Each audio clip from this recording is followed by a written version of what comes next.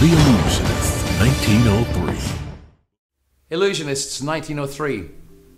Straight off the bat and out the gate, the very title itself is great marketing. You know, the first embodiment was just called Illusionists, the second, and in keeping with technology, sort of, was 2.0, and now we have the third installment, 1903. To launch that difficult third production, it has to be something special, and in Illusionists 1903, it definitely delivers on its premise. It does exactly what it says on the tin. It takes you back to a time when magicians, escapologists, jugglers and clairvoyants would fill the playbills of theatres around the country. There was no TV, internet, cinema. The only outlet for entertainment was the theatre, or latterly vaudeville, for the masses of the day. But let's get past the marketing angle of Illusionists 1903. Let's go to the production itself.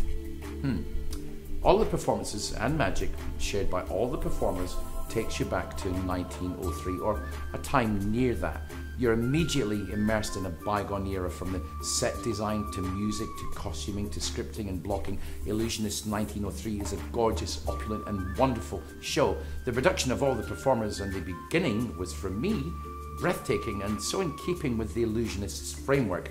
The use of that triangular symbol that is now synonymous with Illusionists is used to great effect as a portal of sorts to produce all the cast. The only modern thing, and so 2015, is the audience themselves. The stage is literally earlier 20th century. Props, script, set and style.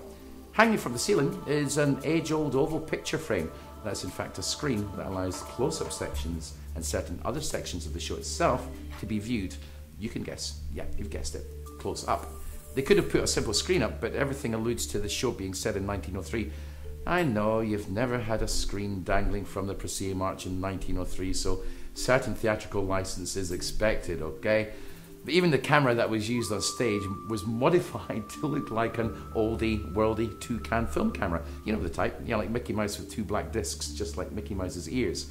Anyway, having done theatre myself and treaded the self-same boards during a production of Maria de Buenos Aires, where I played a louche drunken magician frequenting a bar in Buenos Aires itself, I do look at how a production is brought together, the placing of each performer in the programme to allow for peaks and troughs, to the lighting to accentuate certain parts, the music to accentuate the drama, great drums by the way, and the set to embolden the very idea that you're in 1903. It just, well, works. Even with the highlights of each performer and the routines they performed, one of the major standouts was asking several audience members to join the cast on stage, done throughout the intermission, and help flesh out a parlour scene where some of the artists did some signature pieces. And this is where Rick Thomas, the immortal, did his piece with the spectators watch. And if you look back on our review of him at the beginning of our dive into 1903, you remember that I laughed and was amazed. It was extremely entertaining. I'm laughing now. Anyway, the Illusionist brand have got it just right. I would hazard a guess that they're spearheading a resurgence in having magic shown as it should be on stage with some of the world's best in their field. Now, if I wasn't a magician or a performer, would I want to go and see Illusionists 1903 or any of their other productions? I may not. Not with anybody else saying how much of a great experience it was. So this is me sharing with you, yes, go and see it whilst you still can. I'll leave you with a small thought. Big illusion shows rely on them, well, being big, with a huge and extravagant mega finish, something like a David Copperfield special, but for every David Copperfield, there's a Lance Burton, who closed, if you may remember, his first TV special with a small Java dove sitting on a stool centre stage. And so it is with Illusionists 1903, but I won't spoil your enjoyment by detailing any of it any further. Suffice to say that make sure you go and see it before it vanishes like a floating lady in the night. Hope you enjoyed all that we shared with you on, and do find time to leave a comment, like and share. Geez, social networking. Yeah, we'd like you to share us with your friends and sign up with Magic News Television if you want. We've got reviews, news and interviews.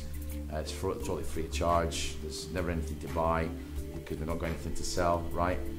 Yeah, sign up if you want. If you don't want, leave a comment. Do what you will. Go and look at the cats now. Anyway, thanks for enjoying what we shared with you over the past few days. Hope that you get some benefit from it. Take care. Speak to you soon. Bye for now. The Illusionists, 1903.